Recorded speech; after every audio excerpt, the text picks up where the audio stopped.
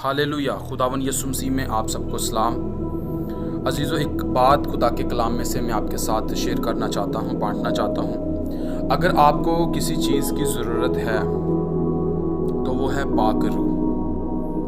पाक रूह की आपको ज़रूरत है, क्योंकि यीशु मसीह ने कहा मेरा जाना तुम्हारे लिए फ़ायदा मंद है। मैं जाता हूँ और तुम्हें दूसरा मददगार बख्शता हूँ। आमीन। अगर आपको कुछ चाहिए तो पाक रूह चाहिए।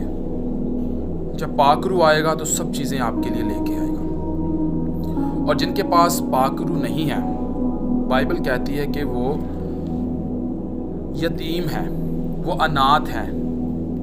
यानी कि अगर आप पाक रूह से नहीं भरे, अगर आप पाक रूह को नहीं वेलकम करते, पाक रूह से नहीं भरे, तो आप क्या हैं? यतीम हैं, आप अनाथ हैं।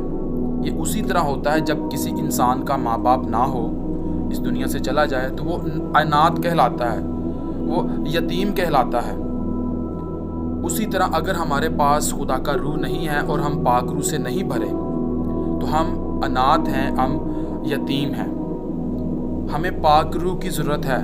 आपको धन दौलत की ज़रूरत नहीं है, आपको ऐशो इशरत की ज़रूरत नहीं है, आपको दीगर दूसरी मामलात की ज़रूरत नहीं, आपको होली स्पिरिट की ज़रूरत है।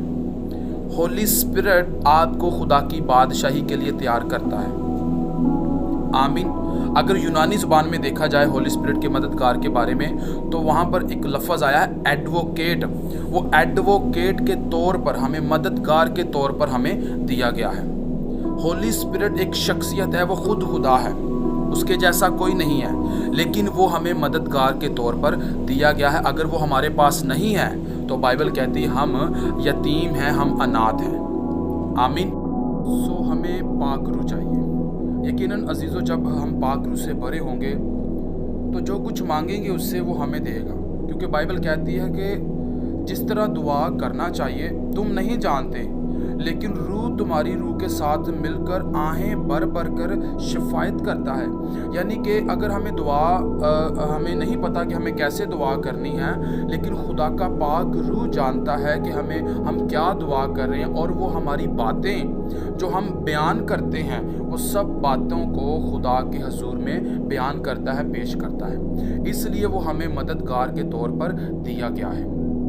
आमीन। तो अगर आपको कुछ चाहिए तो वो है पाक रूह। जब पाक रूह आता है तो सब चीज़ें आपके लिए लेके आता है। आज बहुत से लोग पाक रूह से खाली हैं। क्यों खाली हैं? क्योंकि उनकी भूख, उनकी प्यास खुदा के लिए बढ़ती नहीं है। वो अपने आप का इनकार नहीं कर पाते, वो अपनी ताकत का, वो अपनी अक्ल का, वो अपनी दीगर दूसरे मामलात का वो ज़्यादा ध्यान रखता है, लेकिन खुदा के कामों का, खुदा की हजूरी में जाने का, उसको भूख और प्यास दिखाने का ध्यान कम रखता है। लेकिन वही लोग पाक रूह से भरते हैं, और उन लोगों की ज़िंदगी में पाक रूह काम करता है जो उसके आगे झुकते हैं, अपनी प्यास दिखाते हैं, अपनी भूख दिखाते हैं, वो उन्हें पाक रूह से भरता है। तो यकीनन जब वो पाक रूह से भर जाते हैं तो वो आसमान की बादशाही के वारिस कहलाते हैं, क्योंकि पाक रूह हमारे लिए एक मददगार है, और हमारी सब बातें, हमारे सब काम खुदा के हजूर बयान करता है। कि खुदा के हजूर इसलिए बयान करता है, वो कहता है देख तेरी बेटी ज़मीन पर ये काम कर रही है, देख तेरा बेटा ज़मीन पर ये काम कर रहा है। हमारी सारी रिपोर्ट पाक रूह खुदा के हजूर लेके जाता है, क्योंकि वो हमें एक मददगार के तौर पर दिया गया है।